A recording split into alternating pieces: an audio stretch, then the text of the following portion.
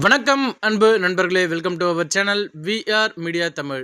பன்ருட்டி களம் எப்படி இருக்குது, சாதிப்பாரா அப்துல் ரஹ்மான், இந்த தலைப்பில் தான் நம்ம காணொலி பார்க்க போகிறோம். காணொலிக்கு போகிறதுக்கு முன்னாடி வழக்கம் போல் நண்பர்கள்கிட்ட ஒரு வேண்டுகோள். இன்னமும் நிறைய தோழர்கள் நம்முடைய சேனலை சப்ஸ்கிரைப் செய்யாத பார்த்துட்ருக்கீங்க. நீங்கள் செய்கிற சப்ஸ்கிரைப் மட்டும் தான் நமக்கு நீங்கள் கொடுக்கக்கூடிய ஒரு மிகப்பெரிய ஆதரவாக இருக்கும்.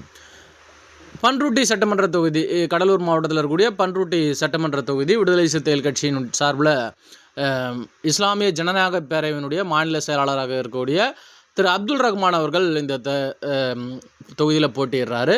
இந்த தொகுதியினுடைய கள நிலவரம் எப்படி இருக்குது அப்படின்னு பார்த்தீங்கன்னா, இப்போ 2026 சட்டமன்ற தேர்தலை பொறுத்த வரைக்கும் தமிழக வாழ்வுரிமை கட்சி தனித்து போட்டியிடுகின்றது. தமிழக வாழ்வுரிமை கட்சியினுடைய தலைவர் வேல்முருகன் அவர்கள் இந்த தேர்தலில் பன்ருட்டி தொகுதியில் நிற்கிறாரு.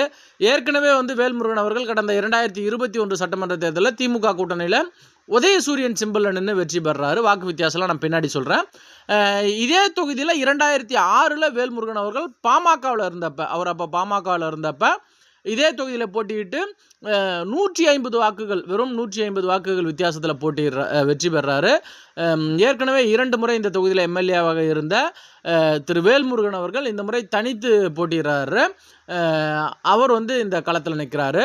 அடுத்து பார்த்திங்கன்னா, அதிமுக சார்பில் திரு மோகன் அப்படின்றவர் களமிறங்குறாரு. அதே மாதிரி நாம் தமிழர் கட்சி சார்பில் பானுப்பிரியா அப்படின்றவங்களும், டிவிகே சார்பில் மணிகண்டன் அப்படின்றவரும் இந்த 2026 சட்டமன்ற தேர்தலில் இந்த தொகுதியில் களமிறங்குறாங்க. 2021 சட்டமன்ற தேர்தல் அப்படின்னு எடுத்துட்டோம் அப்படின்னா, அதிமுக சார்பில் திரு ராஜேந்திரன் அவர்கள் களமிறங்கி 81,104 வாக்குகளை பெறாரு. சற்றேறக்குறைய 45% வாக்குகளை பெறாரு.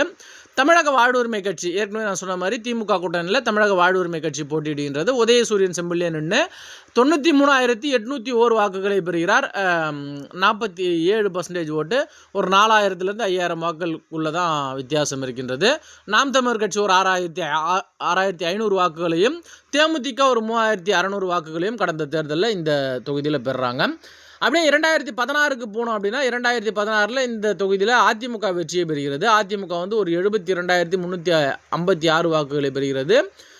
அதற்கு அடுத்தபடியாக திமுக ஒரு 69,225 வாக்குகளை பெறுகிறது. பாமக தனித்து நின்று 2016 பாமக தனித்து நின்றதுன்னு பார்க்குறோம். பாமக தனித்து நின்று ஒரு 18,000 வாக்குகளை பெறுகிறது.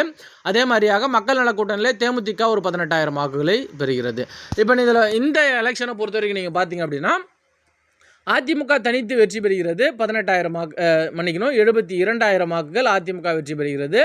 திமுக 69,000 வாக்குகள் பெற்று வெற்றி வாய்ப்பை இழக்கிறது. இப்போ இவங்க 2 பேருக்கும் வரக்கூடிய அந்த வாக்கு வித்தியாசம் அப்படின்னு பார்த்தீங்கன்னா ஒரு 3,000 வாக்குகள் தான் வித்தியாசமாக இருக்கின்றது.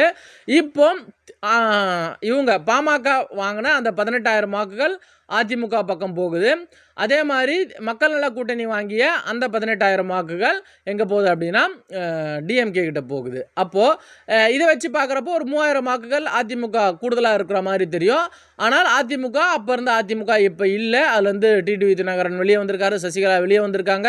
அதே மாதிரி பார்த்திங்க அப்படின்னா ஓபிஎஸ் அவர்கள் வெளியே வந்திருக்காங்க. அப்போ ஒரு கணிசமான வாக்குகள் அந்த இடத்துல குறைக்கப்படுவதற்கான வாய்ப்புகள் இருக்குது. இது 2016 வச்சு பார்க்குறப்ப. 2011 பார்க்குறப்ப நமக்கு இந்த தொகுதியில் திமுக பார்த்திங்கன்னா 71,000 வாக்குகள் பெறுறாங்க. அதிமுக கூட்டணியில் தேமுதிக நின்று 82,000 வாக்குகளை பெறுறாங்க.